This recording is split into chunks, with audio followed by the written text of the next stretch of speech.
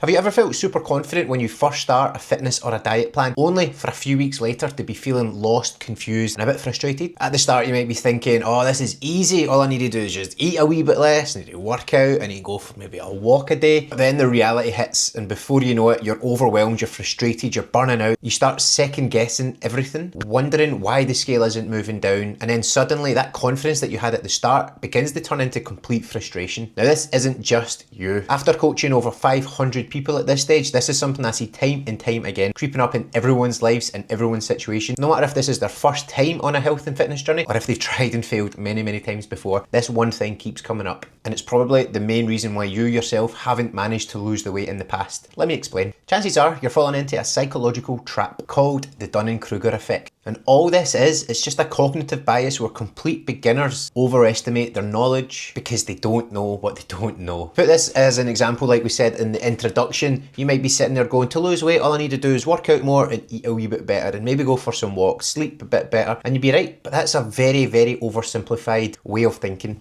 As people go through their weight loss journey, they realise that it's not as easy as that. There's things that come into play that they haven't even thought about. The fact, for one, that they have to change their entire lifestyle, their routines, their habits, how they are with their family and their friends. And they've got the whole nutrition side of things, you know, they've got their calories to worry about, macronutrients, protein intake. And very quickly, all of this can become very overwhelming, especially if it's someone's first time. This leads most people to starting off at a peak feeling amazing because they've made a decision to start a weight loss journey. But very quickly, as they get overwhelmed and they realise, oh man, there's so many layers to this, they kind of go down and down and down, and many get very overwhelmed and quit instead of just pushing through the I don't know what I'm doing phase. And that's all it is, it's just a phase. So as we talk about this, you might be like, wow, this is me, this is exactly why I stopped. It might take people a couple of weeks, it might take people a couple of months, but ultimately they get to the stage where they burn out and they just get overwhelmed and confused, and that's where most people quit. But all they had to do in order to see the lasting results was to just push through a wee bit longer. Similar to the old tale in Africa where there's a guy mining for diamonds, and he's mining, and he just can't find it. It takes some months, it takes some years. He truly believes that there's diamonds on this farm, and he's been mining for ages, and he goes, you know what, I'm sacking off, I'm calling it off. He was burnt out, demotivated, sold the farm, moved away,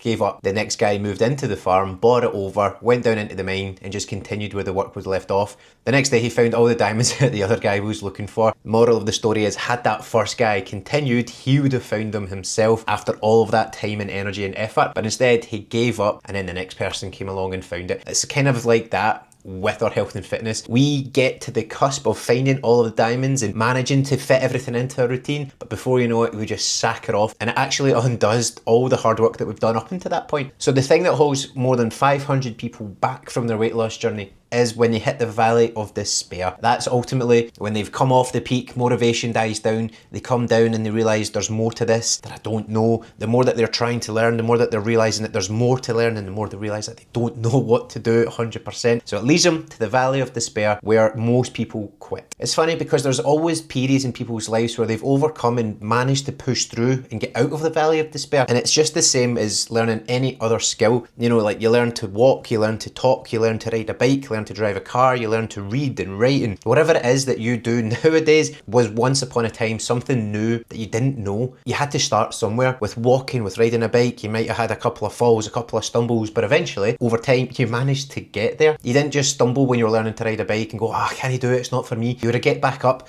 giving yourself a wee shake, gotten right back on that saddle and started pedaling again. But it's an interesting concept because we don't really apply it to things that we're learning now. It's almost like, oh yeah, when I was a wee kid I could just learn everything. And yes, kids can learn things faster, they're wee sponges, but that doesn't leave us. We still learn to this day. Take your job for example, day one of your new job, you're like going in all fresh, you have no idea what to do. But now I'm pretty sure after many months, many years, many decades, you can do it with your eyes shut. And that's just because you managed to enter the valley of despair and push through it one way or another. It could have been you had the support from a mentor, a parent, in the case of teaching you how to ride a bike, a boss, whatever it was. You've had the support to kind of overcome that. Oh, I don't know if I'm ready for this. I don't know if I can do this. And you've managed it. It's the exact same with your health and fitness. We just don't realise it in that context. So we tend to give up, especially if we don't have a coach or a family member or a friend on the journey with us to kind of say, come on man, like get over yourself, just keep going. So there's 3 simple things that we can do to escape this psychological trap. Step number 1 might sting the most, and it's the fact that we have to accept that we don't know everything. Now I know that's hard because when you first start something, you tend to oversimplify it, like we said with weight loss. Oh, I just need to get more steps in, I need to go to the gym, I need to eat better. But as you continue on your journey, go through it with some curiosity, especially when it comes to yourself. Ask yourself, why am I continuing to do this? Why do I find this hard? What else can I face that might trip me up on this leg of the journey? What don't I know? What can I do to make it better? Going into this whole thing with curiosity and asking questions, especially of yourself and why things are, and looking into things,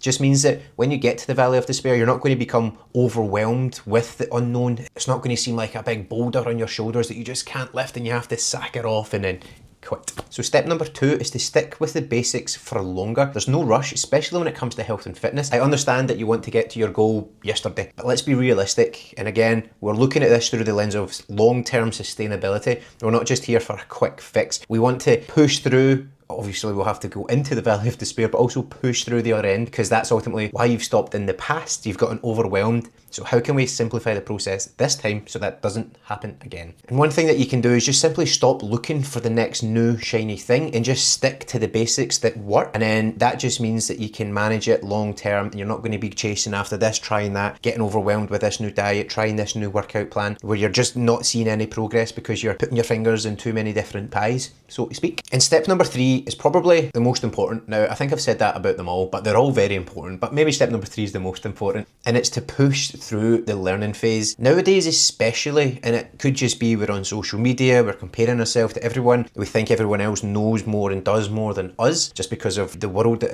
we're so exposed to nowadays. We tend to think of ourselves as failures very, very quickly. We look at someone else who might be doing well or might not be doing well, but we automatically think they're doing better than me, so I'm going to stop. And because you're stuck in that learning phase and you see other people who have pushed through it, you automatically think that they've got something that you do not have, and you're therefore more likely to just quit again. Now, I understand it's frustrating to be stuck in that learning phase, but again, just think back to the other times in your life where you've overcame it with walking, riding a bike, your new job, learning to drive. All of these times, I'm guaranteeing you wanted to quit, even if you don't remember it as a wee kid. Feeling frustrated like this doesn't make you a failure. It's just a natural part of learning anything in life. So the people who do seem to be further ahead in their health and fitness journey haven't got some magical pill. All they've done is they've started and they've stuck with it. The people who start and stop and start and stop don't seem to be making any progress, because that's all they do. They get to a certain level, Valley of Despair, quit, sack it all off, and then they start again at the top of another mountain of, oh yeah, I can start this. This is going to be the thing that changes me. They get into the Valley of Despair again, they quit, and they move into another peak of something else, and that's why they don't make any progress. And that's why it can seem that everyone else has the magical answer and they don't, simply just because they don't stick through it long enough. So the next time that you feel like you're stuck or failing on your weight loss journey, just remember you're probably just heading towards the Valley of Despair phase and the Dunning-Kruger effect. And that's actually a good thing, because again, it means you're learning.